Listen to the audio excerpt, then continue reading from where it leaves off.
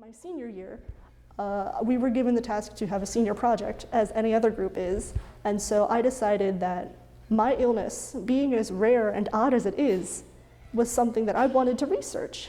I did extensive research into it, looking at doctors, treatments, all sorts of different kinds of procedures, and in realizing that it was multiple chemical sensitivity, not just some simple allergy that was causing this, I understood that this was a full-fledged illness that I had.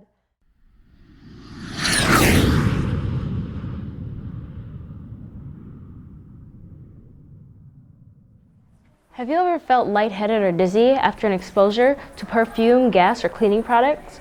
Or more likely, notice someone else's strange or discomforted behavior to similar products?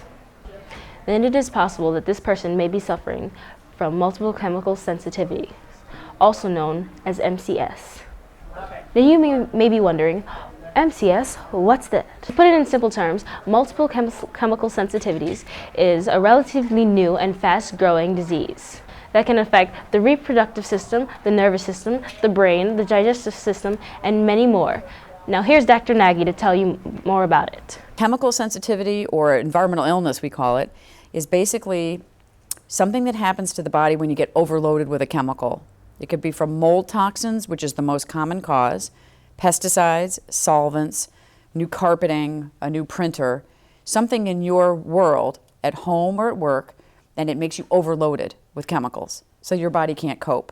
And it damages your immune system, your nervous system, and it makes you sensitive to all chemicals and sometimes all foods after this exposure. I think we all have the potential to be a little chemically sensitive. It's in, 5% of the population is disabled from it, 15% of the population has moderate chemical sensitivity, and 40% of the population has mild. It's 4 to 1 women to men. So it's most women over 40 are a little chemically sensitive. We encountered a student here at Northeast High School who's wrestled with this illness since her middle school days and asked her to tell us her story of how she struggles with this illness in her day-to-day life. Alana Clark. Tell me your story, Alana. So I had my first chemical attack when I was about 12. I was in school and I was sitting next to this girl who was wearing this very strong Hawaiian perfume. I just felt that breathing was getting heavier and heavier. I didn't quite understand what it was, so I just sat there and wheezed quietly as best I could because I didn't want to stir up suspicion or scare the teachers. I didn't know what was going on, no point in scaring anybody else too. And when I came home that day, I explained it to my dad, and he said that he's felt things similar to that, and so has my grandmother. I talked to them about it, and ever since, my grandmother, my dad, and me, we all had a perfume allergy. That's what they knew, that's what they called it, that's what they referred to it as. They never looked at it in any more depth than that. Dr. Nagy sat down with Alana to talk more about MCS. I'd be breathing in these chemicals, and then after a few short months, I started having these very intense pains in my sides and my back. I went to the hospital for it, and they said either I pulled a muscle, which they didn't feel, so they're like, I don't know about that, or it was some form of nerve damage. They gave me blood tests and ultrasound, and I was perfectly healthy in every way, except I was just in a lot of pain. The crux of the problem that I am motivated to fix is that medicine does not address environmental exposure.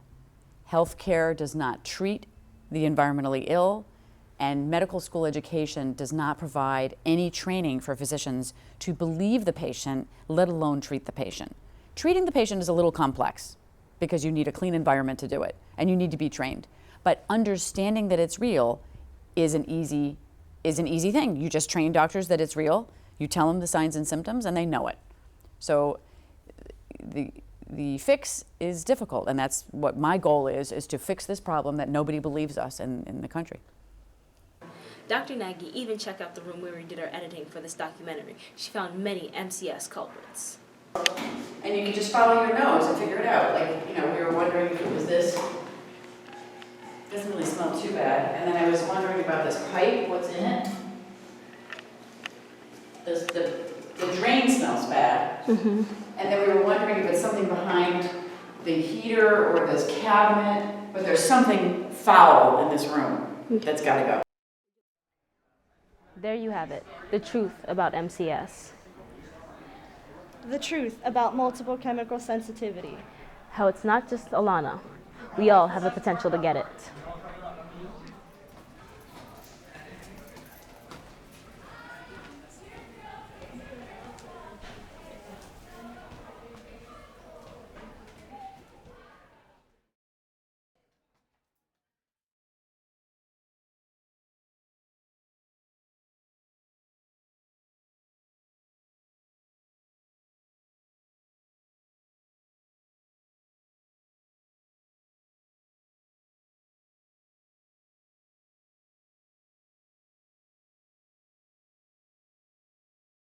What a life she's had. But she's not the only one affected by this sensitivity. In the words of Dr. Nagy, anyone can develop MCS. For it is in these very hallways we have discovered a teacher suffering from the same sensitivity as Alana Clark. She has asked that her face not be shown. Here is her testimony. So, can you describe your experience for me? It's put me in a position where it's difficult to like be in a supermarket if somebody's standing next to me and wearing something that's scented.